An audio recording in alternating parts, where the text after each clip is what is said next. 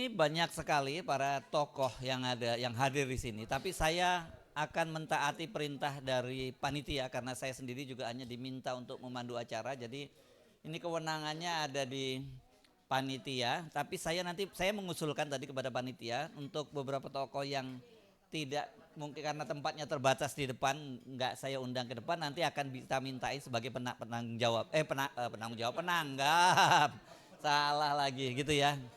Jadi begitu ya, dengan tidak mengurangi rasa hormat kepada para hadirin yang di sini, jadi sebagian saja yang kita undang ke depan nanti sesuai dengan daftar yang saya terima dari panitia, dan kemudian nanti yang lain kita akan undang. Saya persilakan Mas Antoni Budiawan untuk duduk di depan, Profesor Husnul Mariah duduk di depan, Pak Farul Rozi katanya senior, Pak Farul Rozi diminta untuk panitia berkenan ke depan. Mbak apa? Iya, oke. Siapa? Oh, Puang Saididu katanya. Oke, jadi oke, yuk. Sama Prof. Usul Maria. Yang lain nanti kita akan minta. Katanya dari hukum tadi disebutnya ada. Oh, Pak Refli. Ya, ini. Oke. Dari sisi hukum Pak Refli. Prof. Usul di mana? Di situ, Bang, saya di situ, beda sini. Ya, di situ, ya, di situ, atau saya di situ aja, di sini. Mbak Husnul, saya di pojok. Saya di pojok kita atau Mbak? Oh, ya di sini. Ya, tuh kan tempatnya aja udah nggak cukup. Oke, cukup tuh satu lagi ya. Nah, udah cukup. Nah, saya di situ. Oh, saya disuruh di situ. Sini satu di sini. Saya udah siapin. Tuh, nggak cukup kan? Boleh kalau ada satu orang lagi di sini, tapi saya akan duduk di belakang aja. Gimana?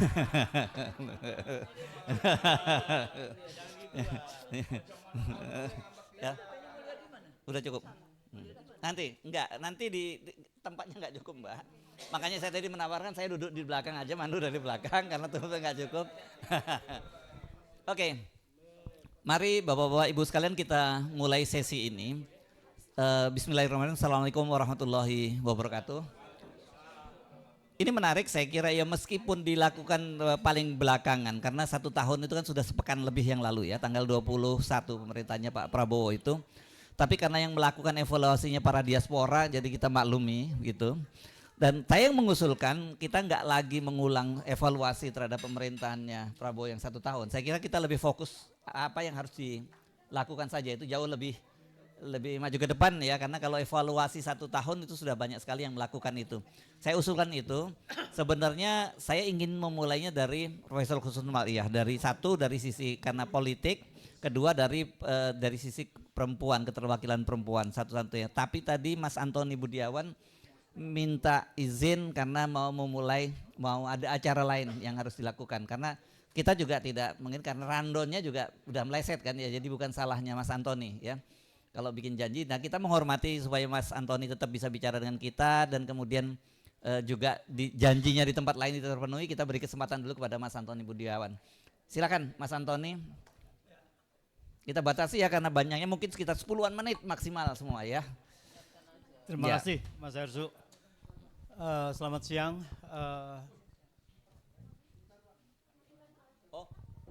Belum. Udah, oke, lanjut. Ya, oke. Selamat siang, Pak Farul Rozi. Ya. Berdiri aja nggak apa-apa. Iya. Jadi ya kalau di sini evaluasi 1 tahun pemerintahan Prabowo, tapi kita lihat bahwa sudah banyak juga tadi yang seperti Mas Hersu katakan. Tapi dalam bidang ekonomi saya cuma mau memberi beberapa catatan. Yang pertama adalah pertumbuhan ekonomi kita kuartal 1 4,87%, kuartal kedua 5,12%. Apakah ini ada artinya? Ya, kalau kita lihat, saya mengamati bahwa ada fabrikasi data pertumbuhan ekonomi. Jadi kita punya angka ekonomi ini sulit bisa dipercaya. Sebetulnya itu sudah saya pertanyakan dari tahun 2015, 2017 dan sebagainya. Jadi kalau kita bicara prospek ekonomi dengan pertumbuhan ekonomi persentase itu percuma gitu. Dari itu juga 5% terus dari 2015, tapi kita berasa juga kok kehidupan makin susah gitu. Nah, jadi yang saya ingin menyoroti adalah data-data untuk backup mengenai ekonomi ini. Yang pertama adalah mengenai fiskal. Ini yang paling penting bagi pemerintah. Fiskal itu yaitu APBN. Penerimaan negara saat ini per kuartal ketiga, per semester 1 itu cuma 8,5% penerimaan pajak terhadap PDB. Sedangkan dari penerimaan pajak itu yang sudah drop dari 10%, sudah dari 10% dari tahun 2024 menjadi 8,5%, dan dari situ kita harus bayar bunga 26%. Jadi kita ini sudah masuk dalam krisis fiskal. Saya mengkategorikan sudah masuk ke dalam krisis fiskal. Dan ini sudah terbukti, kalau dulu krisis fiskal, bahwa Sri Mulyani itu menaikkan melalui pajak. Lalu kemudian mengurangi subsidi dengan menaikkan harga BBM dan sebagainya pada tahun 2022 itu. Sekarang kalau kita lihat, mungkin pemerintahan Prabowo mungkin tidak berani menaikkan pajak, apalagi Purbaya sudah mengatakan kami tidak akan menaikkan pajak. Nah, tapi apa dampaknya? Dampaknya transfer ke daerah dipotong. Ini sudah terjadi, transfer ke daerah drop sekali gitu. Ini menjadi masalah. Kenapa transfer ke daerah dipotong? Ini memicu ketidakpuasan kepada daerah. Nah, karena begini, ini masalah prestasi dari pemerintah pusat. Kenapa bahwa penerimaan pajak itu turun lalu harus dikorbankan daerah? Karena penurunannya ini kepada daerah ini tidak proporsional. Daerah lebih banyak. Nah, kalau daerah lebih banyak artinya pusat tidak mau turun penerimaan pajaknya, penerimaannya untuk belanjanya, tetapi daerah. Nah, sudah ada beberapa gubernur menghadap Menteri Keuangan, lalu dibilang ini bagaimana gitu. Nah, ini kalau sampai turun terus, ini akan menjadi konflik, bisa memicu konflik di daerah karena harus menaikkan pajak, dan kita sudah tahu di Pati pada awal itu Februari awal tahun naik PBB ya, memicu. Nah, sekarang apalagi yang mesti dinaikkan?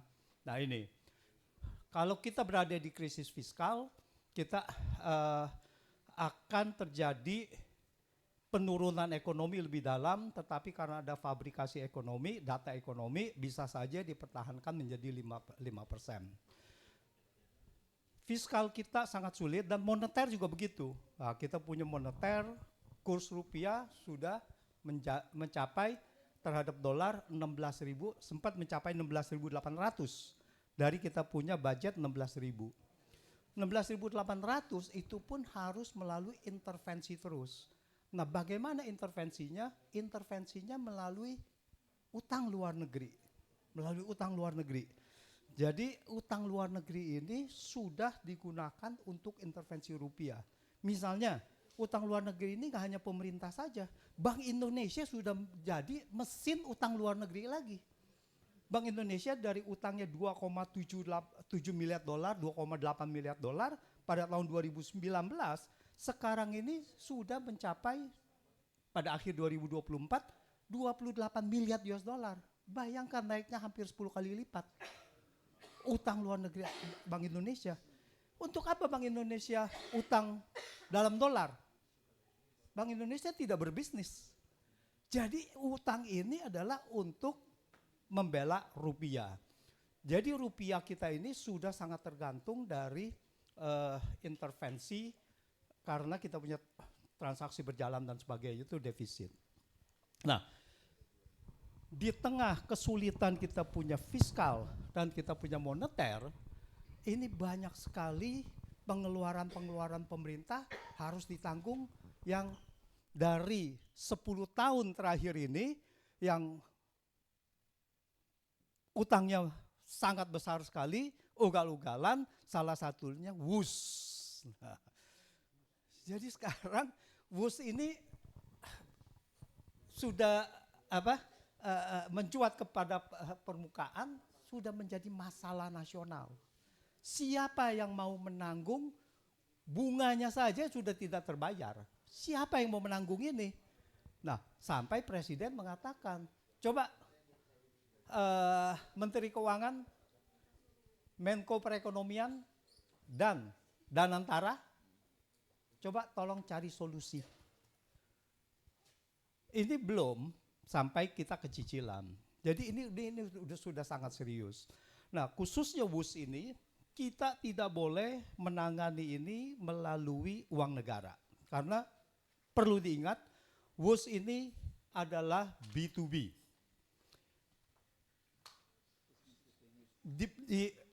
Dibuat dari awal bahwa WUS ini tidak mendapat jaminan pemerintah. Tidak mendapat jaminan dari APBN. Karena Jepang minta jaminan dari awal, maka Jepang dikalahkan. Karena minta jaminan. Oleh karena itu, jaminan dari APBN ini menjadi key decision factor. Menjadi satu yang tidak boleh dilanggar lagi. Karena kalau itu menjadi jaminan pemerintah, harusnya Jepang menang. Kalau Jepang menang, kalau kita hari ini melalui Jepang, kita ini tidak ada kesulitan keuangan. Karena bunga dari Jepang kita bayar setiap tahunnya dengan kurs yang sekarang 16.300, cuma 75 miliar dolar setahun bunganya. WUS berapa? 2 triliun. Sudah lebih kalau sekarang dengan kurs yang sekarang itu lebih. Karena bunga itu kan 2% yang bunga yang awal. Bunga cost overrun-nya kan 3,4%. Iya, udah saya hitung itu semuanya menjadi 120 juta US dollar, itu kurang lebih menjadi 2 triliun dengan 16.300. Tentu aja dengan 16.500 yang 16.600 sekarang. 16.600 udah lebih dari itu, makanya saya katakan 16.300. Jadi kita masalah di WUS ini adalah karena kita tidak bisa bayar bunganya 2 triliun. Kalau kita dengan Jepang kita cuma bayar 75 miliar. 75 miliar itu Rupiah ini ya? sangat rupiah. Oh. Udah dalam rupiah 75 miliar dengan 2 triliun. Nah, inilah yang membuat masalah ini. Jadi, bagaimana ini harus ditangani? Jadi ini tidak boleh lagi kita menang. Itu belum termasuk dugaan markup ya. Karena saya melihat ini ada dugaan markup. Jadi ini suatu decision kriteria yang harus ditaati, tidak boleh pakai uang negara. Lalu ditanya bagaimana solusinya? Ya solusinya B2B. Kalau tidak bisa bayar di B2B, Anda negosiasi. Lalu ada yang mengatakan, oh kami sudah negosiasi dengan pihak China. Itu apa? Dari 40 tahun ke 60 tahun. Ini kan yang negosiasi ini kan menunjukkan satu kebodohan yang luar biasa. Karena apa? Karena kita belum bayar cicilan. Apa yang mau dibundurin gitu kan? Nah jadi itu. Jadi kita belum bayar cicilan, negosiasi, restrukturisasi, memperpanjang cicilan itu tidak ada gunanya. Yang harus dinegosiasi adalah turunkan suku bunga. Turunkan suku bunga. Perlu dicatat, semakin kita memperpanjang negosiasi, 40 tahun menjadi 60 tahun, semakin besar kerugian negara. Karena bunganya semakin panjang. Nah, dan pertanyaannya apakah 60 tahun yang akan datang teknologinya masih bisa dipakai itu? Ya. Kan nggak bisa lagi. Relatif dipakai bisa, tapi ya mungkin maintenance-nya juga makin mahal. Ya, jadi gitu. Jadi ini yang menjadi satu permasalahan serius dengan kita punya fiskal yang semakin sulit dan ini. Dan kalau kita lihat ini, saya kemarin bicara sama beberapa orang, lalu kemudian juga dibilang, wah kita harus bangga dengan adanya WUS. Kita harus bangga, kita ini satu-satunya di Asia Tenggara. Lalu saya katakan begitu, apa yang kita mesti banggakan? Setiap orang yang punya duit, setiap orang yang nekat utang, pasti bisa punya WUS. Karena bukan bikinan kita. Apa yang kita mesti banggakan kalau bukan bikinan kita? Tapi masalahnya adalah, ini bukan masalah WUS-nya, bukan masalah kereta cepat. Masalahnya adalah ada yang lebih murah, kenapa Anda beli yang mahal? That is the problem gitu kan. Kenapa ada yang lebih murah, kenapa Anda beli yang mahal? Ini bukan masalah. Kalau ada Shinkansen pun, yang Jepang, tetap aja kita juga sama bangganya, sama cepatnya 350 km. Nah, jadi ini harus diusut sebelum ini menjadi beban negara, dan di sini ada dugaan-dugaan markup, dugaan-dugaan korupsi dengan nilai begitu tinggi, maka saya mengusulkan untuk aparat hukum, penegak hukum dan KPK turun untuk memberikan keadilan bagi rakyat, bagi masyarakat. Saya rasa begitu. Terima kasih. Terima kasih Mas Antoni Budiawan. Kita izinkan beliau untuk meninggalkan tempat ya, karena supaya memenuhi janjinya yang lain. Ya, silakan. Oke, kita sekarang akan lihat dari sisi politik dulu ya. Kita persilakan Profesor Husnul Umar ya. Sama dengan yang lain, waktunya kita beri waktu 10 menit ya Prof ya. Kapan lagi ini bisa ngatur-ngatur Profesor ya? Bismillahirrahmanirrahim. Assalamualaikum warahmatullahi wabarakatuh. Hasil survei tadi menarik kayak gitu ya, sebagai fungsi kontrol dari civil society, demokrasi itu adalah civil and political liberties. Pandangan saya terhadap what can I do, what can we do, atau bagaimana apa yang harus dilakukan oleh rezim PSGR, jadi PSGR gitu ya. Gibran. Ya, makanya PSGR kayak gitu kan. Duduk. Nah, ini kan konsepnya kan dari mulai selection, ya itu kita sebut sebagai recruitment, election, dan kita dari tadi pagi bicara tentang delivery. Post election, what can I do, what can we do, apa yang harus dilakukan, amanat apa yang dilakukan. Lah saya tadi pagi mau ngomong apa, ketemulah buku ini, Paradoks Indonesia. Ini yang kemudian, ini dramanya di sini nih. Bagaimana waktu 2019 buku ini kan dikutip habis oleh PS. Nah, apakah hari ini dia melakukan langkah-langkah tahap-tahap yang nantinya menyelesaikan masalah tantangan dari buku Paradoks Indonesia ini? Apa saja itu di dalam konteks membangun kesadaran nasional, penguasaan kekayaan negara. Kalau dalam konteks buku ini dulu data yang lama, 49% kekayaan dikuasai oleh 1% penduduk. 72% tanah dikuasai oleh 1% penduduk. Dan yang itu juga. Nah, dari dulu selalu bicara tentang demokrasi dikuasai oleh pemodal. Ya, jadi para bandar, 9 naga, makanya selalu disebut sebagai unholy alliances. Persekongkolan jahat di dalam konteks itu antara elit birokrasi dan elit politik dan elit bisnis ekonomi. Pemimpinnya sold out. Nah, sekarang partai politiknya di mana? Sama saja juga di dalam konteks itu. Nah, bagaimana strategi mencegah tragedi itu? Tragedi dicegah, tapi potensi kekayaan kita masih dijajah. Saya baru pulang dari Ternate, melihat bagaimana, kenapa itu yang namanya istri calon gubernur bisa menggantikan. Padahal dia pemilik kapal yang meledak itu. Sementara ada kasus yang lain, kapal yang kecelakaan tidak ada suratnya dan sebagainya, itu pemiliknya juga dipidana. Dan waktu itu kok nggak ada pemikiran pidana, tapi kan dia korban Bu, itu kata KPU di sana. Ya, ini jadi bagaimana potensinya? Ternyata ada urusan iup Maluku Utara. Ya, jadi eksploitasi ekstrativisme resources. Tapi lucu di sini ada demokrasi ekonomi yang itu sebetulnya liberal, konstitusi kita, dan demokrasi rakyat. Nah, yang isu kedua highlight, ini bagusnya kan namanya husnul mar'iyah. Jadi harus berhusnudzon, tidak bersuudzon. Dia memang carry over rezim sebelumnya 10 tahun. Apa yang berbeda? Reshaping international community. Ternyata cita-cita Pak Prabowo dulu menjadi presiden tercapai ya. Jadi bisa makan dengan presiden Prancis, dengan presiden yang kayak gitu-gitu. Tapi eksekutif, presiden itu eksekutif. Mestinya to execute. Jadi kalau selalu mengatakan kalau kita bicara tentang oposisi, tentang kita mengkritisi, itu selalu omon. Lah sekarang ini yang disenangi omon. Jadi pidato di sana, pidato di sini, kan lucu ya. Padahal yang harusnya omon itu parlemen. Parle itu to parle, itu to govern. Parle itu ngomong-ngomong. Jadi pemerintahan ngomong-ngomong, itu DPR. DPR-nya nggak ngomong, tapi presidennya ngomong terus, ya gitu. Lah delivery-nya apa?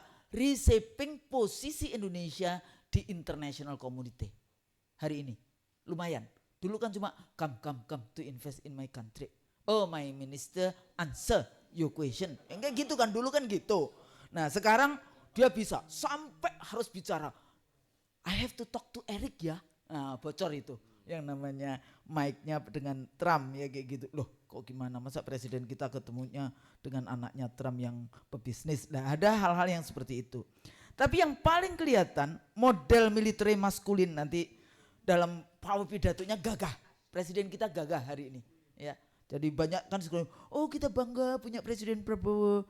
2019 kemana aja mak, kayak gitu kan bu, kayak gitu. Nah tapi salah satu kritik saya terhadap pidatonya Presiden di UN General Assembly ya, dipuja-puji memang. Tapi setelah mendengarkan pidato Presiden Kolombia terasa kurang. Ya, bagaimana dia mengkritik lembaga ini sudah menjadi saksi bisu terhadap genocide di Gaza. Kayaknya enggak ada. Malahan ada kalimat yang mengatakan keamanan Zionis Israel harus itu kayaknya salah itu. Enggak perlu, wong perampok kok. Keamanan perampok harus dilindungi kan enggak bisa kayak gitu ya. Nah di situ. Tapi sebetulnya bukan itu. Ini kalau saya pidato dari Raja Jordan itu mengatakan terima kasih kepada rakyat Jordan yang selama ini sudah bekerja luar biasa membantu rakyat Palestina dan Gaza. Presiden kita kenapa nggak bicara? Emang rumah sakit di Gaza rumah sakitnya pemerintah. Emang selama ini yang selalu cinta kepada Palestina, Gaza, mestinya kan terima kasih kepada rakyat Indonesia yang selama ini ya sudah sejak tahun 48 kalau kita bicara Nakba kayak gitu ya. Itu selalu kenapa? Karena dulu ulama Palestina itu membantu ngasih duit kepada kemerdekaan untuk kemerdekaan Indonesia. Mestinya ada terima kasih kepada rakyat Indonesia. Itu kadang-kadang lupa. Ya di bagiannya itu. Jadi eksplisit ke sana. Nah, ketiga, program populis luar biasa. Ya, MBG. Perlu dilanjutkan enggak? Koperasi Merah Putih. Nah, food estate, energy estate. Tapi persoalannya lack konsep. Jadi kalau kita bicara tentang strateginya itu seperti apa? Bahkan menurut saya menjadi anti intelektual di dalam konteks bagaimana strategi MBG. Sepertinya kita kok gagap. Sehingga kalau ditanya, oh iya kan cuma 1.000 yang sakit, 1.000 yang kena keracunan. Gak peduli. Karena kesalahan konsep. Artinya apa? Program-program populis itu cara pandangnya sebatas proyek. Siapa mendapatkan apa? Karena kayak gitulah politisi itu senang banget mengutip teorinya Laswell, who get what, when and how. Siapa mendapatkan apa dan bagaimana, berapa dan bagaimana. Tapi masih tetap ada land grabbing, sea grabbing, semuanya masih di dalam proses itu. Padahal kalau kita bicara tentang civil and political, nanti di demokrasinya civil and political liberties masih menyisakan beberapa anak muda kita masih hilang hari ini. Muhammadiyah sedang mengurus, membantu mencari karena ada yang 1 bulan masih hilang dan sebagainya. Nanti nama-namanya bisa, saya pikir itu sudah menjadi rahasia umum. Tapi posisinya di LHKP Pak Busro itu sedang bekerja untuk itu. Terakhir, yang saya lihat dari semua analisis dari PSGR ini itu gender blind. Gender blind itu enggak bicara tentang perempuannya, karena yang bicara lanang kabeh. Jadi isu stunting, KDRT, violence against women, anak-anak SMP minta dikawinkan karena penggunaan internet, kematian ibu melahirkan, kematian anak melahirkan, ya. Dan terutama kalau kita bicara tentang internet crime untuk anak-anak.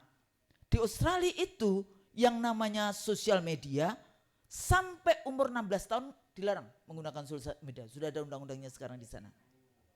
Australia.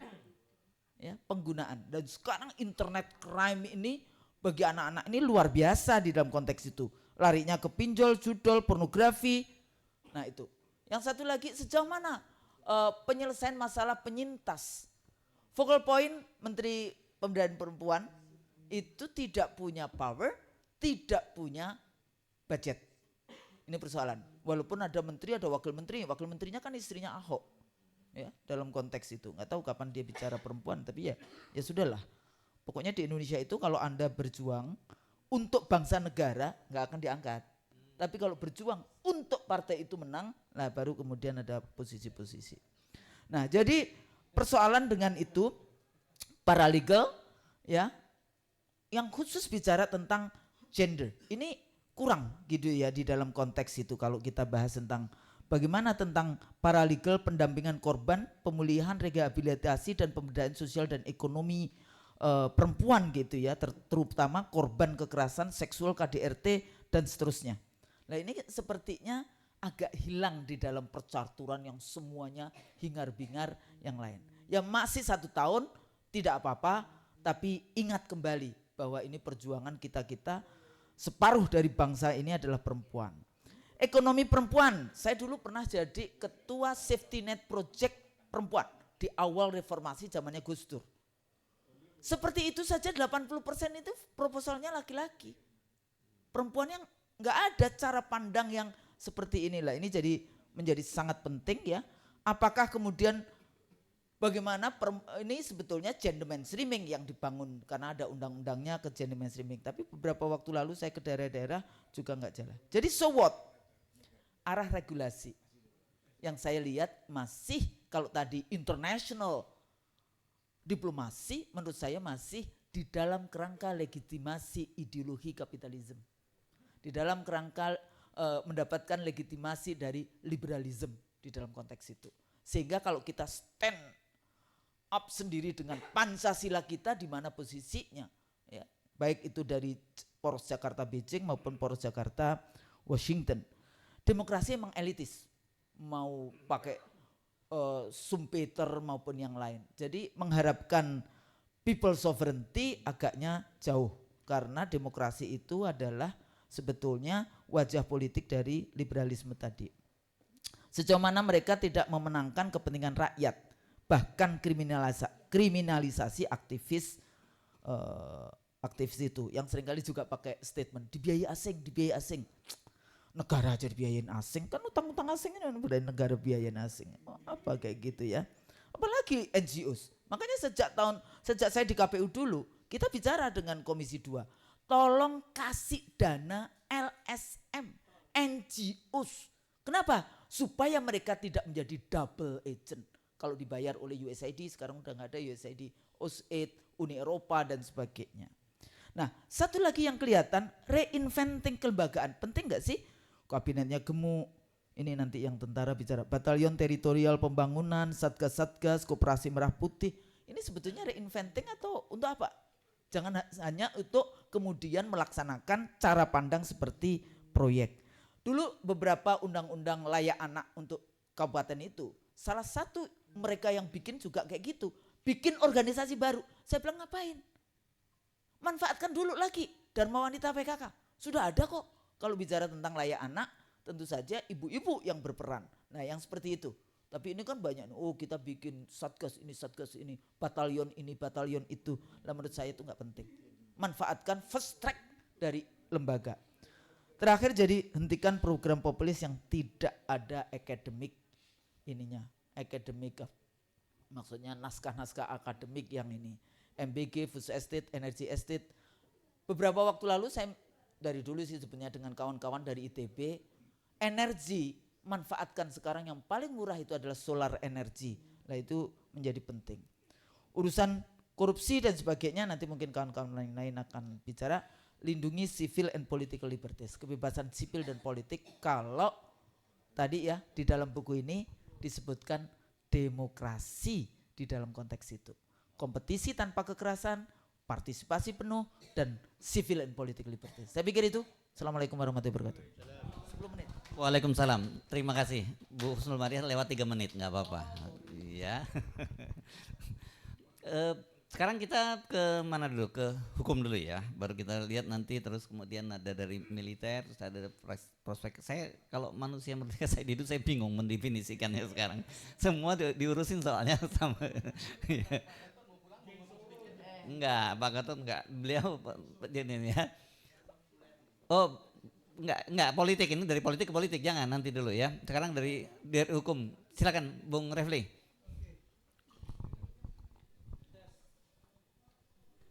Tes, keren cadas. Assalamualaikum warahmatullahi wabarakatuh. Waalaikumsalam warahmatullahi wabarakatuh. Jadi kalau soal hukum ini ada dua hal ya, two side in one coin, law enforcement sama prevention. Tentu saya akan bicara law enforcement. Yang kedua apa yang harus diperbaiki? Substansi, institusi, atau aktornya, atau budaya hukumnya, legal culture-nya. Jadi kalau kita lihat misalnya dari sisi penegakan hukum, percaya nggak kita bahwa pemerintahan Prabowo ini memang fully ingin melakukan law enforcement terhadap apapun, terutama hal-hal yang sifatnya memang perlu ditegakkan seperti pemberantasan korupsi. Nah itu kan harus ada ukurannya. Karena untuk menegakkan hukum yang benar, maka tidak ada cara lain, kita harus memperbaiki institusinya, kita harus memperbaiki orangnya, substansinya bila perlu, dan lain sebagainya. Nah kalau dari sisi substansi misalnya, undang-undang perampasan aset itu sampai sekarang kan maju mundur. Padahal kalau misalnya Prabowo punya political will, ya sudah dia perpukan saja, selesai. Kan kadang-kadang harus perlu dorongan seperti itu. Kalau dia misalnya merasa bahwa institusi kan ada isu begini, kepolisian masih dipegang oleh geng Solo ya kan, kemudian KPK masih dipegang oleh geng Solo, yang bisa dikuasai adalah Kejaksaan Agung dan BIN. Kenapa kemudian tidak dilakukan langkah-langkah yang keras untuk mengganti sosok-sosok di situ? Nah saya pura-pura tidak tahu interrelasi politiknya Bu Husnul ya, tapi saya bicara tentang hukumnya saja. Nah karena itu menurut saya itu yang harus kita lihat ya. Tetapi jangan lupa perbaikan institusi yang sudah di depan mata yang kemudian sepertinya akan melemah, yaitu reformasi kepolisian. Saya heran sampai sekarang kemudian itu tidak muncul yang namanya tim reformasi kepolisian. Malah yang muncul adalah di dalam kepolisian sendiri. Nggak mungkin kan jeruk makan jeruk. Sehingga saya khawatir ya bahwa Prabowo tidak cukup energi lagi, tidak cukup kuat lagi untuk mendorong reformasi kepolisian. Termasuk di ring-ring 2-nya, di ring-ring 3-nya. Jadi perintah Prabowo-nya nggak kuat, lalu ring 1, ring 2, dan ring 3-nya tidak mau melaksanakan. Karena reformasi kepolisian itu artinya sangat mengurangi kenikmatan institusi polisi yang sudah sangat powerful di dalam era reformasi ini. Saya menganggap bahwa berapa kali saya katakan kan Prabowo muncul dari sebuah sistem pemilu yang korup, comberan. Tapi saya berharap dia jadi unenlightened leader, menjadi pemimpin yang tercerahkan. Tapi faktanya adalah 1 tahun ini saya belum melihat bahwa Prabowo adalah pemimpin yang tercerahkan, enlightened leader. Kita masuk ke dalam kasus konkret misalnya, kasus Kang Rizal, ijazah palsu. Itu kan sudah sampai pada pintu gerbang yang kejelasan sebenarnya. Dengan dikeluarkannya salinan ijazah KPU Solo, KPU DKI, dan KPU Pusat, itu sudah mengkonfirmasi bahwa apa yang dilakukan RRT, Roy Rismond dan Dr. Tifa, itu benar bahwa ijazah itu palsu. Kan dengan berbagai metode, dengan pangkalan datanya adalah foto Jokowi yang ada kumisnya, ada kacamata dan lain sebagainya, Roy Suryo dan teman-teman berkesimpulan 99,99% itu palsu. Nah sekarang ada bukti baru bahwa itulah yang memang yang didaftarkan ke KPU Solo, ke KPU DKI, dan ke KPU Nasional. Jadi tidak ada tidak ada keraguan lagi. Saya sedang mendorong Forum Purnawiran TNI untuk melaporkan ini kepada Bareskrim bahwa ada bukti-bukti baru, ada fakta-fakta baru. Jadi tidak hanya mempertanyakan perkembangan kasus, tapi melaporkan itu. Konon katanya sudah bersedia, cuman saya harus lihat lagi mereka mau mempertanyakan atau melaporkan. Beda. Kalau mempertanyakan ya nanti dijawab, tapi kalau laporan harus ditindaklanjuti karena ini betul-betul sebuah fakta baru. Nanti Kang Rizal sama-sama kita dorong mereka untuk diingatkan. Lalu soal yang lain juga kalau kita bicara mengenai hukum yang berkenaan dengan politik, kan selalu ada isu-isu mengenai ketidakjelasan misalnya ijazah Gibran. Padahal mekanisme hukum tata negara sudah bisa disediakan. Kalau memang ada hal seperti itu, DPR kan bisa bertindak untuk membuat inquiry tim tim inquiry-nya untuk melakukan proses penyelidikan berupa hak angket. Nah ini secara politik memang sulit, tapi kan saya bicara jalan hukumnya dulu, sehingga nanti ada kejelasan. Roy Suryo hari ini ke Sydney kemarin untuk melihat apakah betul-betul Gibran Rakabuming Raka itu adalah lulusan dari UTS Insert, tetapi yang harus kita pahami adalah dua data antara KPU dan Setnek itu berbeda. Dan ini aneh, karena ini adalah data dari institusi yang sangat representatif untuk calon wakil presiden, yaitu KPU, dan untuk wakil presiden adalah Setnek. Kok bisa beda datanya? Karena di Setnek itu UTS Insert itu ditaruh di terakhir 2007-2010 seolah-olah Gibran itu pasca sarjana. Seolah-olah. Karena ditaruh setelah S1. Sementara di KPU itu disetarakan cuma SMA saja, itu pun questionable. Karena ternyata dianggap setara dengan kelas 12. Oh, kalau kelas 12 kan bukan SMA namanya. Nah, itu yang harus kita lihat ya. Karena itu menurut saya hal yang konkret yang tetap harus kita dorong itu AMGJ, apa? AJMG atau MGAJ. Apa itu? Makzulkan Gibran, adili Jokowi. Wassalamualaikum warahmatullahi wabarakatuh. Oke. Sekarang kita ke Pak dulu ya, Pak Farul Razi dulu ya. Silakan Pak Farul Razi langsung. Kurang 10 menitnya, kurang 10 menit. Oh, ya. Ya. Assalamualaikum warahmatullahi wabarakatuh. Terima kasih. Saya mulai saja dari tagline. Dibayangi rezim Jokowi, raport Prabowo merah.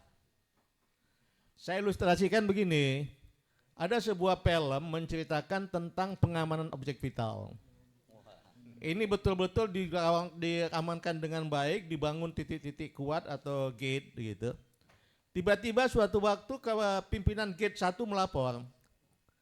Lapor dengan suara agak gemetar begitu ya.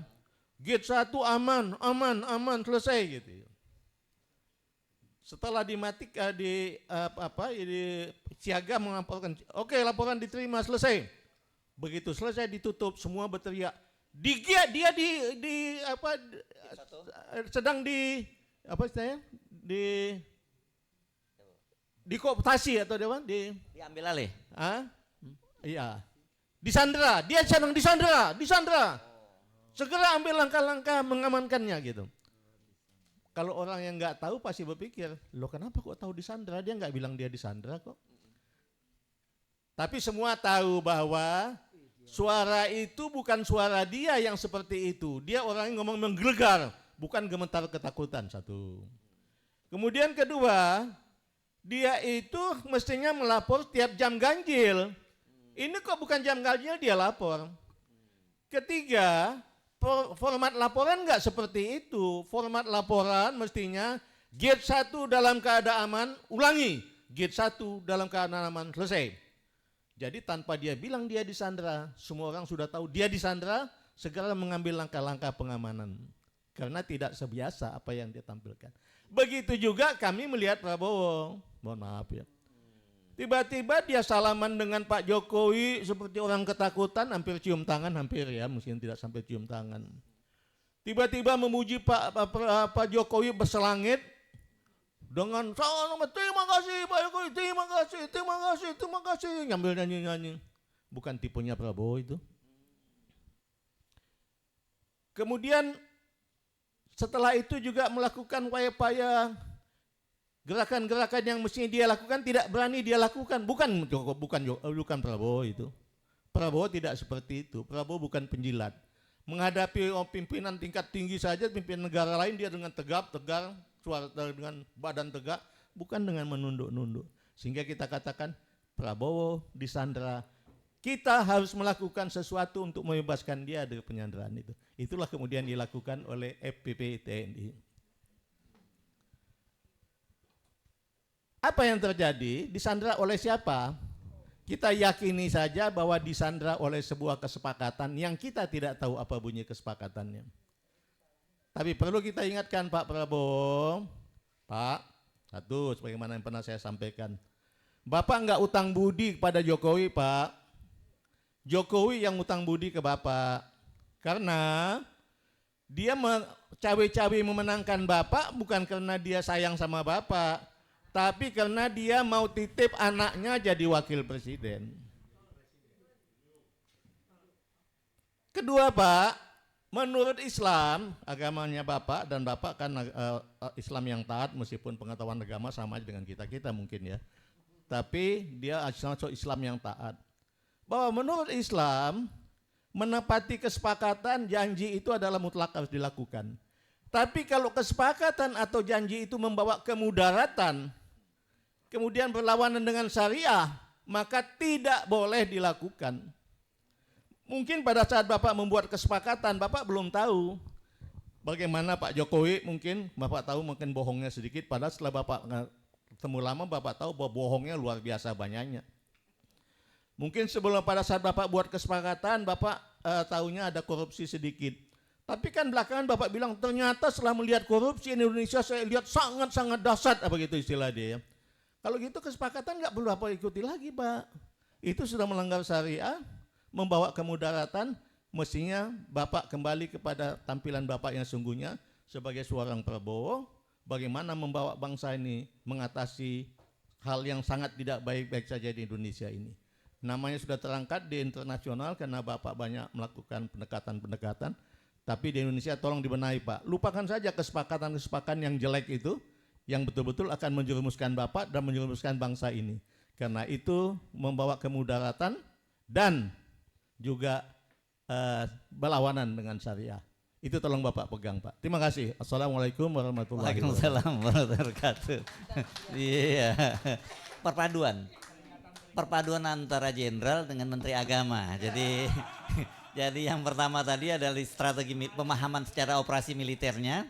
Yang kedua ditutup dengan tausiah dari Pak Fahrul Razi ya. Oke. Iya. Periodenya lupa, zamannya Pak Jokowi, pokoknya menteri agamanya juga ya.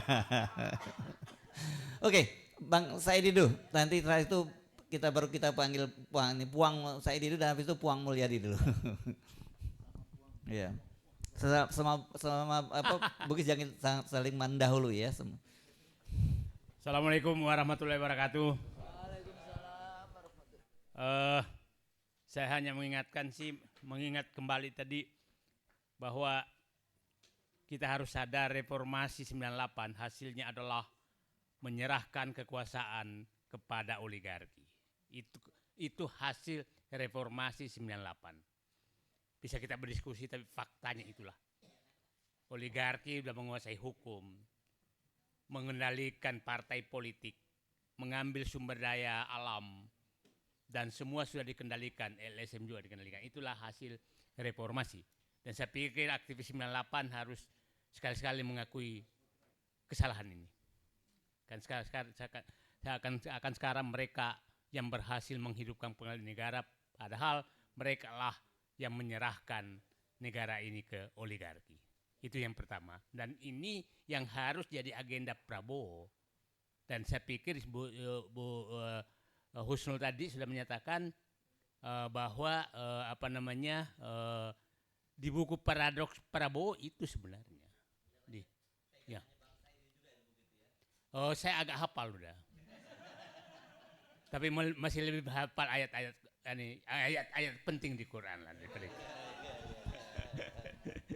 Nah, ini saya ingin menceritakan Pak Prabowo tadi kan banyak sekali nih. Ini saya dari dulu saya menyatakan Pak Prabowo ini menyelesaikan negara bagaikan memakan bubur panas. Karena ada ininya otaknya Rambo, hatinya Rinto. Sehingga memakan bubur panas. Tapi di 4 agenda bubur panas yang dia makan, saya katakan 1 pemberantasan korupsi, 2 pengambilan sumber daya alam, 3 adalah mengendalikan oligarki, 4 adalah memberantas geng SOP, Solo Oligarki Parcok. Nah, problemnya ini yang 3-3-nya saya lihat masih dimakan. yang bisa jadi basi, menjadi bubur basi adalah tentang reformasi Parcok. Itu bisa jadi bubur basi. Dimakan keracunan, tidak dimakan busuk. Nah, itu yang kita harus ingatkan Pak Prabowo. Pak, sebentar lagi kalau Bapak masih takut terus mereformasi Polri, maka ini menjadi bubur basi. Pada saat itu bubur basi tidak ada obatnya lagi. Karena Bapak makan keracunan, mau dibuang juga ada karena dia berkuasa susah sekali. Nah, itu yang kita harus ingatkan Pak Prabowo, dan saya bisa menduga bahwa memang ada kendala besar terhadap reformasi Polri ini. Betapa semangatnya beliau, tapi setelah Kapolri membentuk tim reformasi Polri yang harinya sama, tanggalnya sama, 17 September, terus Pak Jokowi datang tanggal 4 Oktober di Kertanegara, langsung kayaknya bubur itu dilarang dimakan oleh berdua ini. Dan kelihatannya Pak Prabowo juga sendok yang mau disiapkan untuk memakan itu Ahmad Doviri, hilang tuh sendoknya, nggak tahu di mana sekarang. Nah, ya, jadi bubur panas ini bisa basi nih. Nah, itu yang kita harus ingatkan Pak Prabowo. Kalau ini basi, maka kepercayaan semua tadi itu harapan. Tadi kan hanya 52% yang menganggap bahwa masih ada harapan. Itu langsung bisa anjlok. Bisa anjlok jauh sekali. Nah, kemudian jadi tentang bubur panas, bubur basi ini, saya bilang reformasi Polri ini bubur basi. Tidak mau bisa jadi bubur basi. Ya, saya terinspirasi ceritanya Bung Edi Mulyadi. Jadi ada 4 parcok yang ngobrol di restoran. Parcok pertama menyatakan, jangan sampailah kita direformasi dibawa kementerian atau lembaga. Itu yang paling dia takutkan. Parcok kedua ngomong, udahlah, nggak usah takut. Kita kan memenangkan Prabowo. Nggak mungkinlah Pak Prabowo melakukan menyingkirkan kita. Itu parcok kedua. Parcok ketiga menyatakan, iya, tapi kan kita 2 kali mengalahkan dia. Ini parcok ketiga. 2 kali mengalahkan dia 2014, 2019. Nah, parcok keempat, udah bubar, bahaya nih katanya. Nah, itulah kira-kira gambaran cerita 4 parcok tentang perannya terhadap Prabowo. Nah, ini yang harus diingat di ini terus. Siapa tahu cerita itu benar. Cerita benar. Jadi Pak Prabowo kalau mendengarkan 4 parcok ini, harusnya Pak Prabowo mendengarkan parcok ketiga. Oke, lu kalah menangkan saya sekali, tapi lu kan ngalahkan gua 2 kali. Ya kan? Nah, itu yang harus. Jadi Pak Prabowo harus mencari parcok ketiga itu. Dan saya pikir parcok ketiga itu masih ada. Nah, jangan juga parcok keempat, karena bubar dia kembali ke Trunojoyo melapor, Pak begini kejadiannya. Nah, itulah kira-kira cara. Nah, kalau Pak Prabowo tidak lagi berani mencari sendok memakan bubur parcok, saya nyebutkan parcok bukan polisi loh Pak ya. Ya, parcok itulah oknum yang memanfaatkan polisi, tapi bisa juga polisi, oknum tapi. Nah, memanfaatkan itu untuk untuk memenangkan kekuasaan, dan itu fakta. Jadi saya katakan sederhana kok. Kalau saya kan nggak mungkin disuruh menginginkan parcok, sederhana. 1, polisi, mereformasi polisi. 1, bebaskan polisi dari parcok. 2, hentikan kegiatan parcok sebagai termul. Itu aja. Sederhana ini, jangan terlalu berpikir idealis. Ya, itu saja yang. Nah, posisi perannya aja itu, hentikan polisi dari, bersihkan polisi dari parcok. Ya, kalau Kapolrinya juga memang parcok, ya apa boleh buat gitu kan. Ya, nah itu kira-kira di sana. Terakhir saya menyatakan, sepertinya kalau Pak Prabowo masih melakukan 3 agenda utama, dan tadi jangan membuang sendok untuk memakan oligarki, karena begini, pemberantasan korupsi itu pasti akan menyinggung Solo, jadi akan mati sendiri, nggak usah disinggung. Kemudian pengambilan sumber daya alam itu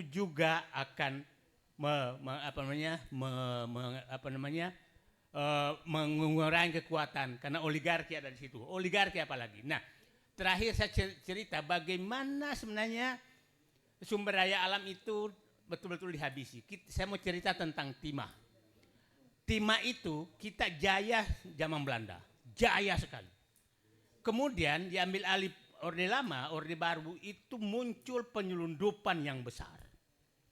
45 sampai 77. Tahun 77 Pak Harto menugaskan Sudomo sebagai Pangkop Kaptip untuk melakukan operasi militer di sekitar Bangka. Bangka saat itu tambang masih di darat.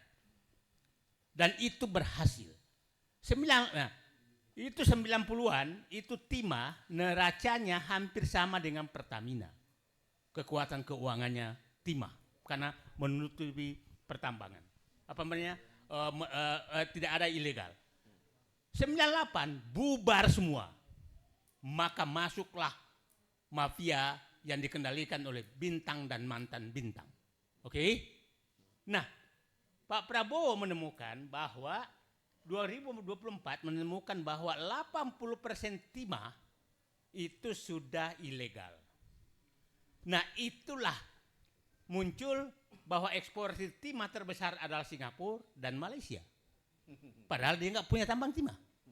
Nah, yang ngirim ke sana ya Bintang mantan Bintang. Oke? Nah, itulah dia lakukan operasi militer sekarang.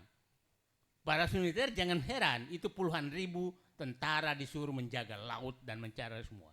Nah, itu. Nah, saya berharap langkah ini dilakukan Prabowo di Sulawesi, di Maluku, di Kalimantan, itu harus dilakukan. Udahlah, kalau tentara nggak ada perang, udahlah perang lawan penyelundup aja lah dulu. Ya kan Pak Barus ya? Ya. Karena yang tadi karena Parcok belum bisa bersih ya jangan dulu suruh dia gitu sebelum dibersihkan.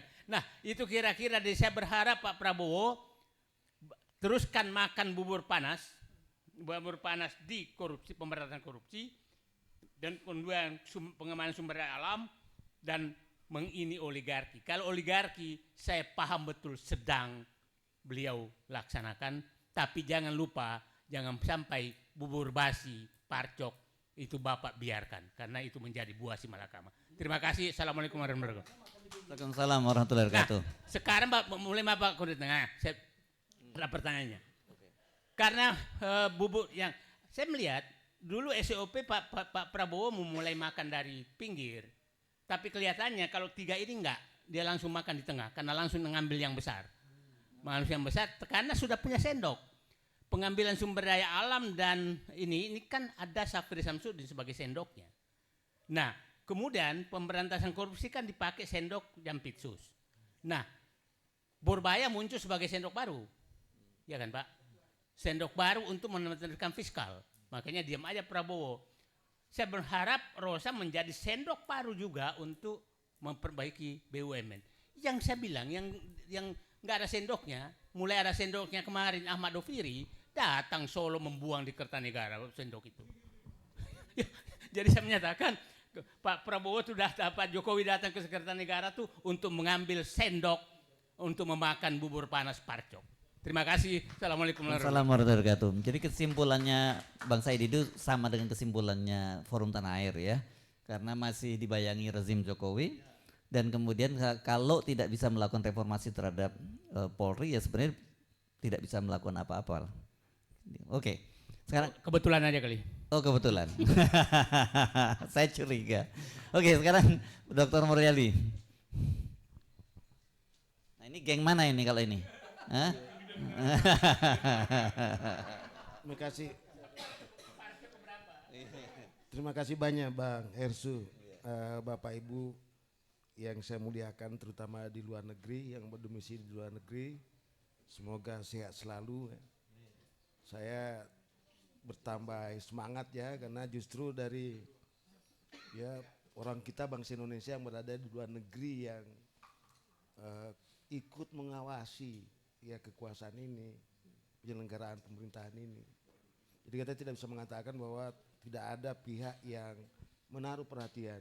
Justru saudara-saudara kita yang banyak mengambil peran. Saya jangan sampai dalam negeri menganggap hal ini biasa-biasa saja. eh, di awal itu saya pernah katakan begini, Jokowi itu adalah presiden terburuk yang pernah dikirim neraka ke bumi. Ya, Mulai ini, mulai. ada yang dengan pernyataan saya itu ada 2 video yang dibuat untuk Mengklarifikasi. men-TO saya. Umum. Jadikan daftar pencarian orang DPO. Itu ada 2 video yang dibuat itu. Tapi sebenarnya bukan itu yang saya tahu konsekuensinya, saya tahu resikonya. Cuma ada yang bertanya, apa neraka ini neraka kebetulan? Saya bilang tidak. Sama dengan yang dibuat, buku yang dibuat itu Armada Hantu. Itu bukan armada hantu. Itu operasi intelijen yang dibuat dalam bentuk novel. Oh, Ghost Flight ya. Kira-kira gitu. Nah, sama dengan ini. Jadi Jokowi itu adalah hasil operasi intelijen tingkat tinggi. Jadi para penghuni neraka membuat skenario mengirim orang terburuk. Itulah Jokowi. Sebenarnya ya yang saya mau katakan. Nah, jadi memang agak berat ya. Pertanyaan saya ingin bahas dulu nih. Karena kan sudah beberapa hari ini, beberapa minggu ini di televisi, di media itu sudah banyak kegiatan untuk mengevaluasi rezim kita ya. Rezimnya Pak Prabowo. Ya sekedar tadi saya termasuk hasil evaluasi ini saya ikuti betul itu sampai akhir. Saya ingin memberikan legitimasi akademik bahwa hasilnya itu sebenarnya benar. Dalam teori politik untuk mengukur keberhasilan suatu rezim itu ada 7 indikatornya. Ya, yang pertama itu kita harus lihat kapabilitas responsifnya. Sejauh mana apakah rezim politik itu merespon aspirasi politik yang penting. Ya kan? Kalau dia tidak merespon itu, misalnya ada tuntutan reformasi Polri, baru dia tidak tuntut, itu tidak bisa dianggap berhasil. Ya, jadi saya tidak usah bulas satu-satu ya, karena di semua media para pakar hasil pengawatannya benar. Saya cuma memberikan legitimasi akademik bahwa apa yang dilakukan itu hasilnya itu benar, bisa dipertanggungjawabkan secara akademik. Artinya kalau dibawa ke kampus itu mendapat tidak ada penolakan itu, tidak ada resistensi. Yang kedua adalah kapabilitas regulatif. Ini apakah rezim itu yang mampu membuat orang patuh sama aturan? Ya tentu yang kalau dia melanggar hukum ya sikat, hajar, tidak usah ampuni. Ya kan? Makanya itu yang selalu itu teriak penegakan hukum itu. Nah, itu salah satu. Yang kedua, itu kapabilitas distributif dan alokatif. Apakah sumber daya yang tersedia itu yang hebat-hebat itu dipakai oleh rezim? Yang pintar-pintar itu. Rezim memakainya. Ya kalau yang dipakai bodoh-bodoh ya itu tubuh tidak berhasil itu. Itu kapabilitas alokatif itu. Apakah orang miskin memiliki jatah gitu kan?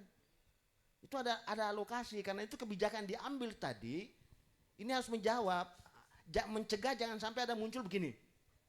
Kalau kamu harus kaya, kenapa kami mesti miskin? Kalau mau kaya, kaya aja, tapi jangan buat kami miskin.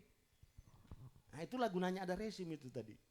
Karena itu harus ada, ya harus diukur di situ kemampuannya dia untuk melihat apakah sumber daya manusia, sumber daya alam, dan sumber daya buatan betul-betul digunakan sebesar-besarnya untuk kesejahteraan rakyat, kemakmuran rakyat. Saya tidak yakin itu. Kenapa saya tidak yakin? Karena ada 3 aktor oligarki yang ada di Indonesia ini.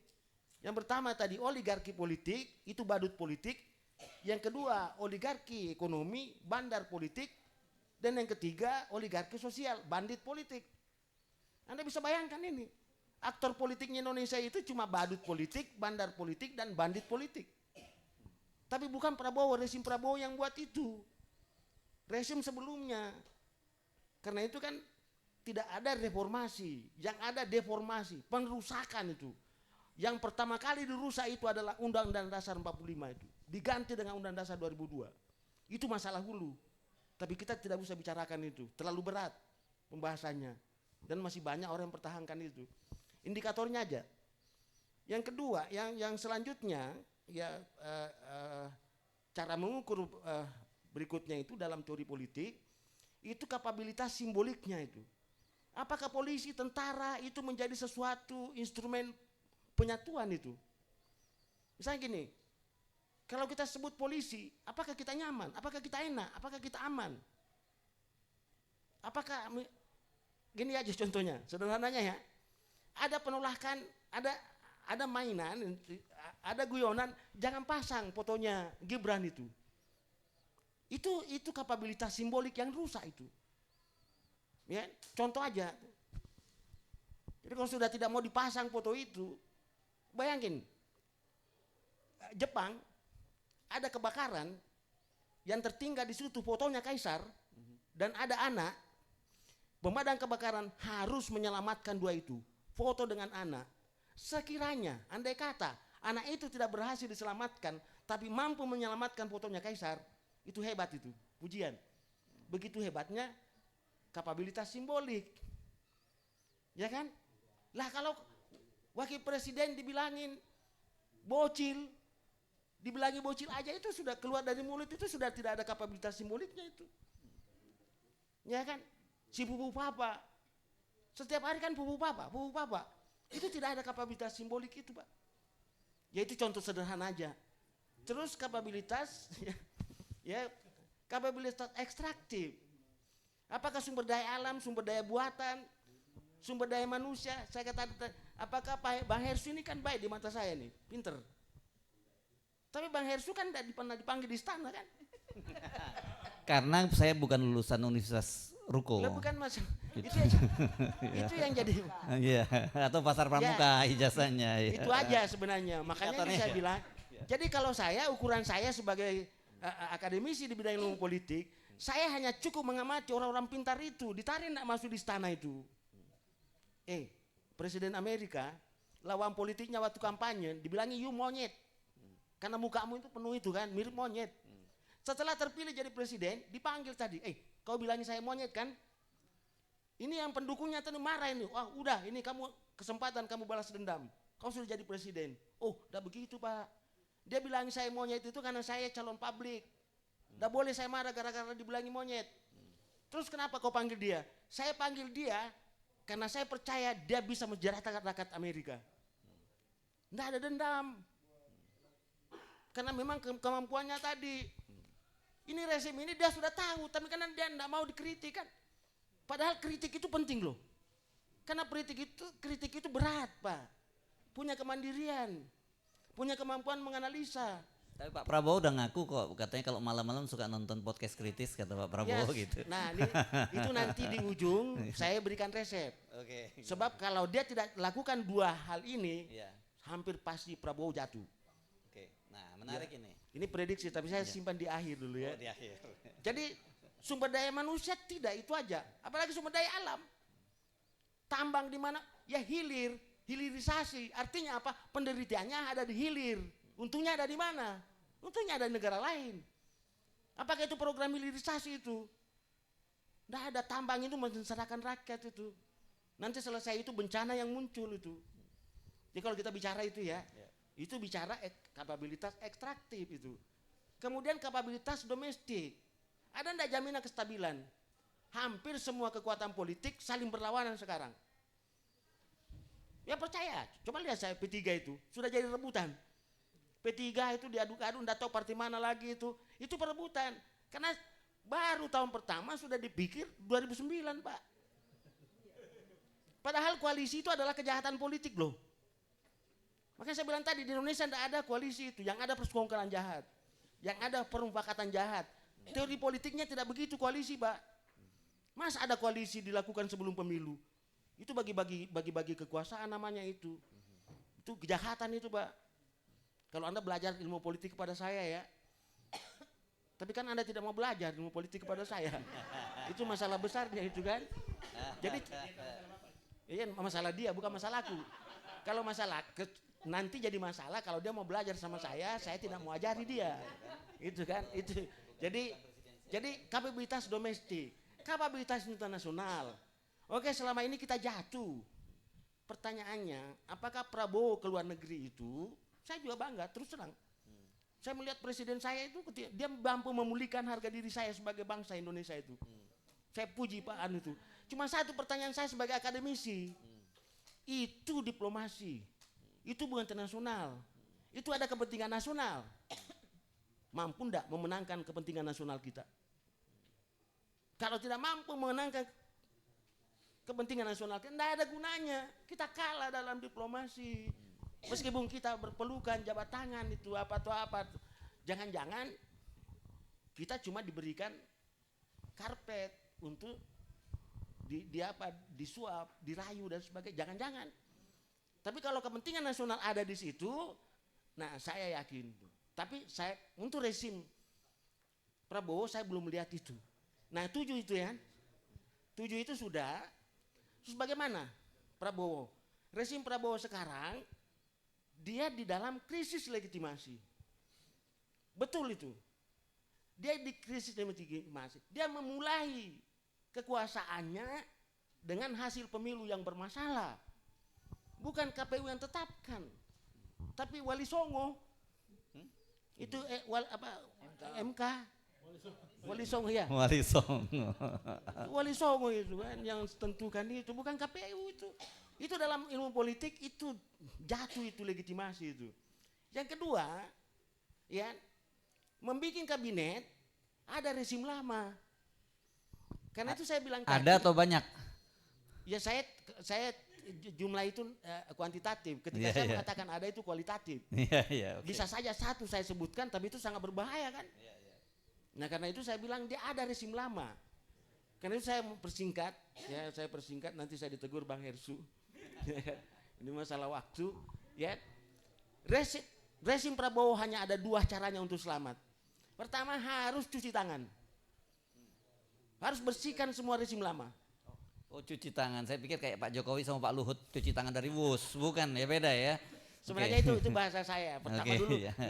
di awal waktu Pak Prabowo naik itu saya membuat di WA Group, saya bilang ada 2 resep, hanya ada 2 cara Pak Prabowo bisa selamat. Yang pertama dia harus cuci mulut. Dia harus katakan kepada orang bahwa saya bukan rezim kelanjutan daripada rezim lama. Karena itu saya tidak boleh memikul beban. Ngapain saya jadi pembebas dosa atau apa namanya? Dosa warisan. Iya, dosa mengampuni kau yang berbuat dosa baru saya yang tebus gitu, penebus. Enak aja itu kan. Pokoknya tanggulangi dosamu itu kan. Seharusnya begitu itu kan. Jadi Prabowo harus cuci mulut. Saya katakan tadi cuci tangan. Sampaikan kepada orang, umumkan kepada seluruh negeri ini bahwa kami bukan rezim lama. Kami bukan bagian daripada kelanjutan rezimnya Jokowi. Kalau tidak, Anda tidak bisa itu. Terlalu berat. Kejahatan dilakukan oleh Jokowi itu sangat berat. Semakin dibuka, semakin terbuka, semakin Anda tidak mau mengakui itu. Tidak mau. Pasti terjadi itu. Karena itu saya minta lakukan cuci mulut. Yang kedua, ini di WA Group ya. Kalau sekarang saya ganti cuci kaki. Tapi dulu saya bilang cuci darah. Apa itu cuci darah? Jangan sampai terkesan bahwa Prabowo itu anti demokrasi. Karena itu salah satu kehebatannya Prabowo kemarin, dia tidak menetapkan darurat militer, darurat sipil. Seandainya darurat sipil saja hancur dia. Kenapa? Karena gerakan pro demokrasi dan yang lain-lain mengincar itu. Ingin buktikan bahwa Prabowo itu anti demokrasi. Dia pro kekerasan. Dia melibatkan kekerasan koersi dalam menangani aspirasi itu. Itu yang mau dipancing ke arah sana. Dan alhamdulillah saya melihat Prabowo ini bersyukur saya lihat karena dia mampu mencegah itu. Karena menurut informasi di rezimnya sendiri ada yang mengusulkan itu. Saya bilang di luar, jangan itu usulan gila itu. Kecuali kalau mau gali kuburnya sendiri silakan. Itu keberhasilannya untuk Pak Prabowo itu. Dia tidak, dan dia menyampaikan kepada publik, silakan sampaikan aspirasinya itu kan. Itu luar biasa itu. Nah, disinilah posisinya kesulitannya Pak Prabowo karena dia harus cuci mulut dan cuci darah. Iya kan? Ya kan? Nah, sementara di dalam tubuh rezimnya tadi itu ada oposisi. Yaitu tadi bagian daripada rezimnya Jokowi. Yang selalu dituntut, bersihkan itu. Nah, karena itu Bang Hersu saya mau tutup gini. Ini prediksi saya ya. Tahun pertama itu masa pemakmuman. Kita maklum. Sudah lewat nih ya. Ya, 1 tahun. Satu, masa kedua, kalau Prabowo tidak berhasil melakukan 2 tadi yang saya resepkan, sudah muncul kemarahan. Dan ingat, yang marah itu adalah termasuk pendukungnya. Karena pendukungnya inilah yang sebenarnya yang marah terhadap yang kotor-kotor tadi itu, beban itu, seperti Bang Said Didu. 24 karat. 24 karat. Pendukung 24 karat. Sebagian besar di sini. Dia bukan penjilat. 2014 2019 ya. Nah, yang saya mau bilang gini, ini kan salah satu penyakitnya ini, rezim itu kalau berkuasa, temannya yang loyal tidak dipanggil, Pak. Penjilat yang panggil. Iya, akibatnya dia tidak bisa jamin dia kekuasaannya, itu bahayanya itu. Padahal ada dalil yang kuat. Ketika orang-orang baik berkumpul, maka orang-orang buruk bepergian. Jadi ketika orang-orang buruk berkumpul, maka orang-orang baik bepergian. Tinggal memilih itu tadi. Nah kan penilaian saya ini kan manusia merdeka ini orang baik. Kenapa tidak dipanggil bersihkan itu? Kalau saya pemimpin resi, saya panggil, Bang Said Didu, ngapain kau ngomong di luar? Ya kan? Bantu saya di sini, sikat habis itu. Begitu Pak. Selesai itu. Kujadikan posnya. Jadi maksudnya gini, itu Rousseau mengatakan begini, saya menulis risalah ini karena saya bukan pejabat. Kalau saya pejabat, hanya ada 2 yang saya lakukan. Saya sikat habis itu, saya melakukan itu, atau saya diam. Nah ini sekarang terlalu banyak ngomong-ngomong Pak. Habis banyak ngomong-ngomong, menulis lagi. Ada menteri menulis di Kompas Pak. Saya tidak bisa bayangkan itu. Apa waktunya itu? Ngapain kamu menulis di Kompas? Udah banyak orang pinter itu kan. Iya kan? Lakukan saja apa yang kau lakukan itu. Kira-kira gitu ya. Karena itu tahun kedua itu sudah mulai. Artinya 2026. 27 itu kesempatan terakhir dikasih Prabowo. 28 tidak ada lagi kesempatan. Karena tahun 2028 itu masa di mana tidak ada lagi loyalitas kekuasaan. Mereka akan mencari perahu tempat di mana mereka untuk menjamin kelangsungan berikutnya itu. Saya pastikan itu. Dan kalau Pak Prabowo tidak bisa memenangkan 2026, 27, 28 simpati, hampir pasti kalau dia masuk 2029 dia kalah telak. Catat aja omongan saya ini. Yes, Ya. oke kita catat hari ini ya. Ya, kira-kira gitu ya. Kalau dia mau masuk itu kalah telak itu. Ya. Tapi kalau dia mampu menginvestasikan di sini tahun 2026, 27, 2 tahun itu saja, tambah lagi 28, udah selesai. Aman Syaratnya dia. cuci mulut, cuci tangan, Ya. cuci kaki. Ya cuci, Iya. cuci, Cuci darah. cuci mulut, cuci kaki itu Bang Herslu kan panggil aja semua. Apa susahnya ini? Bang Repli, kalau saya ya, ngapain biarkan ini semua. Saya panggil tadi, kan contoh Presiden Amerika kan, dibilangi monyet. Justru dia jadi perhatian, oh itu yang bilangnya saya monyet. Waktu kampanye itu kan, panggil dia, yang bilangnya saya monyet itu apa? Oh ahli keuangan Pak, dipanggil dia sini ke Gedung Putih, dijadikan Menteri Keuangan. Kenapa itu? Lah kalau kita di sini enggak, siapa yang kata-katain saya itu? Panggil, siksa hidupnya dia, siksa masa depannya. Itu kan pejabat jahat itu Pak. Karena itu kepentingan pribadi, bukan kepentingan publik itu. Mantap. Jadi kalau Pak Prabowo, saran saya, siapa yang paling banyak keras suaranya panggil ke istana. Oke, kita catat Pak Mulyadi segera panggil ke istana. Ya. Kecuali saya ya. Iya. Kalau saya dipanggil tidak ada yang mengajar di kampus. Ya gitu. Oke. Makasih Bang. Ya. Assalamualaikum warahmatullahi wabarakatuh. Waalaikumsalam warahmatullahi wabarakatuh. Oke, saya nggak akan buka tanya jawab ya, tapi karena waktunya kita juga sudah molor terlampau jauh dari jadwalnya, tapi saya kira ini paket lengkap tadi ini ada berapa? Ada 6 orang pembicara ya, udah cukup paket lengkap dan jadi panduan. Kita tinggal buktikan aja nih nujum-nujumnya terwujud atau tidak nanti. Terima kasih banyak kepada Profesor Dr. Husnul Maria. Ini salah satu ini kita supaya nggak bias gender juga gitu ya. Oh gender blind, wah lebih serem kalau bias saja masih ini gender blind itu lebih serem lagi ya. dengan Jenderal Farul Rozi, kemudian Jenderal ini bukan Jenderal ini Refli Harun. Iya, terus manusia Merdeka Said Didu dan juga Bang Mulyadi. Ini kalau ada geng Solo, ada geng Mas Antoni saudara. Ini ada geng Sulsel di ujung sana ya. Memang lagi rame geng Sulsel. Ini belum ada yang mulai ngeramein aja, tapi iya Solo Besi. Nah, itu dia. Sama-sama geng Solo ya, satu geng Solo, yang satu geng Solo Besi. Sampai ketemu lagi. Saya Ersbun Arif mengucapkan terima kasih. Assalamualaikum warahmatullahi wabarakatuh.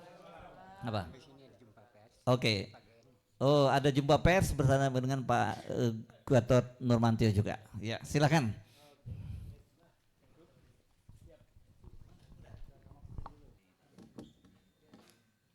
Air ini adalah forum diaspora Indonesia yang ada di 21 negara di 5 benua ya, di 5 benua di 21 negara. Dan hadir bersama kita juga ini Dewan Pembina dari Forum Tanah Air Pak Gatot Nurmantio dan juga ada Ketua Harian Mas Doni dan Pak Safril gitu ya. Oke, tentu ada hal-hal yang ingin nanti teman-teman boleh nanyakan, tapi ada beberapa hal yang ingin disampaikan juga dulu. Siapa dulu, Pak Gatot langsung atau Mas Doni dulu? Langsung Pak Gatot dulu. Yuk, monggo. Apa? Enggak, Mas Doni dulu dong menyampaikan, nanti baru Pak Gatot menambahkan ya sebagai. Baik, terima kasih kawan-kawan semua. Hari ini telah kita selesaikan acara rutin, acara yang sudah kita siapkan untuk mengevaluasi satu tahun kinerja Prabowo. Yang kami melihatnya ada, setelah tadi para tokoh-tokoh melihat ada dua perspektif, ada dua pandangan, itu yang membuat kaya, itu yang membuat lebih dinamis di FTA, Forum Tanah Air. Ada yang berpendapat masih mempunyai harapan, ada yang masih sudah memberikan nilai merah, rapot merah, ada yang masih berharap sungguh-sungguh agar pemerintahan ini menjalankan dengan baik.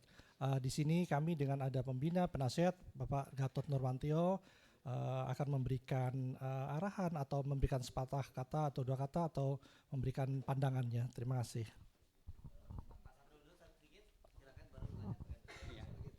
Baik, terima kasih kehadiran Pak Gatot.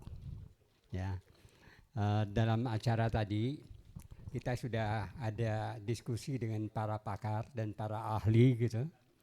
Dan di tengah kita ya tadi Pak Doni adalah ketua harian yang mewakili Pak Tata Cassandra dari ketua umum yang sedang berada di New York.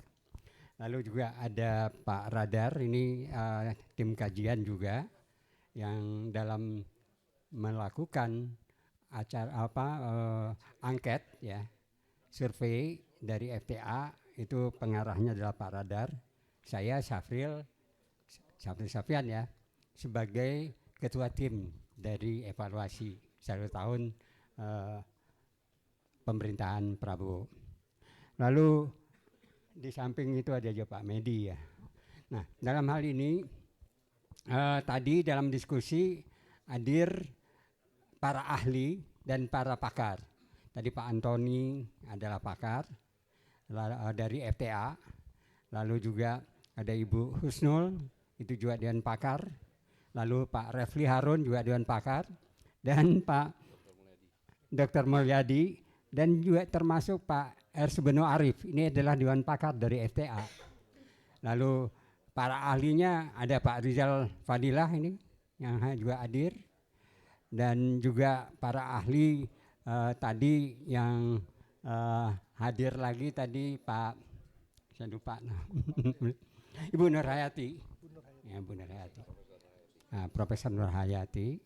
Ya, itu kita laksanakan dari pagi sampai dengan siang ini, dan dari penjelasan dan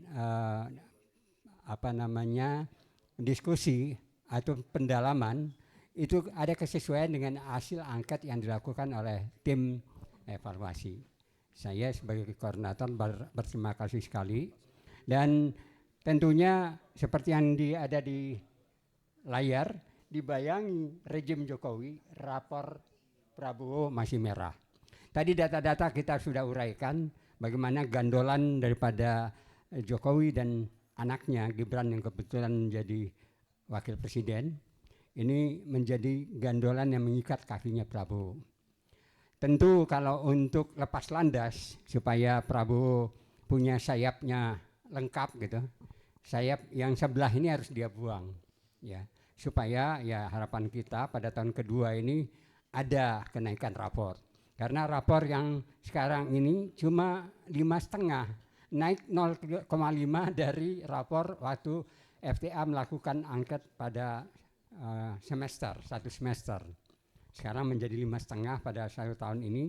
Dan kajian-kajian kita tadi persis, barangkali kalau dilihat tadi banyak sekali hambatan-hambatan yang menggandoli Prabowo sebagai presiden. Saya kira itu tambahannya Pak Ersu. Langsung Pak Prabowo atau Pak Radar? Silakan Pak. Assalamualaikum warahmatullahi wabarakatuh. Terima kasih. Mohon maaf saya tadi tidak ikut dari pertama karena saya di Bandung ada acara pernikahan putra-putrinya teman saya sehingga terlambat. Tapi saya menyimak semuanya bahwa saya hanya menyampaikan saja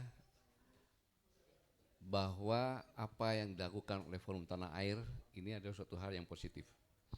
Mengapa positif? Karena Forum Tanah Air ada forum diaspora, yaitu warga negara Republik Indonesia yang tinggal di luar negeri, berkarya di luar negeri. Sehingga evaluasi tadi yang disimpulkan tadi merupakan pengkayaan. Karena mereka melihat kinerja pemerintahan yang dipimpin oleh Pak Prabowo ini dari kacamata persepsi mereka dibandingkan dengan negara yang mereka berdomisili. Jadi pengkayaan ini yang jadi ini semuanya disampaikan karena kecintaan mereka terhadap negara Kesatuan Republik Indonesia ini dan tentu karena punya harapan bahwa negara ini semakin hari semakin maju.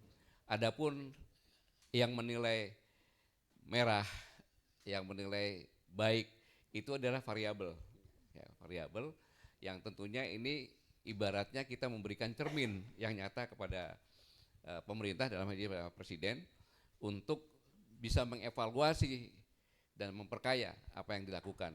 Banyak yang sudah dilakukan, tetapi memang negara ini kan multi kompleks ya, multi kompleks sehingga kalau satu yang diutamakan tentu mengorbankan yang lainnya ada lagi. Itu suatu hal yang biasa, makanya pandangan-pandangan inilah yang memperkaya. Tapi saya menaruh hormat dan bangga walaupun diaspora ini tinggal di luar negeri, berkarya di sana, tetapi kecintaan terhadap negara ini sangat luar biasa dengan bentuknya forum ini, tentunya menggunakan perwakilan-perwakilan mereka yang ada di Indonesia seperti Pak Doni, Pak Safir, Pak Radar, Bang Hesu dan sebagainya. Dan kita juga sudah menyimak dari pakar-pakar mulai dari Profesor Refli Harun, Profesor Nur Hayati, Profesor Kusdul, ada Pak Fahru Roji, bahkan Pak Said Didu itu reformasi Polri seperti makan bubur basi. Sebenarnya kalau melihat memang dia setuju nggak direformasi, iya kan? Karena kalau direformasi berarti makan bubur basi dong gitu kan. Nah ini perlu diperjelas lagi tuh Pak Musad itu. Gitu.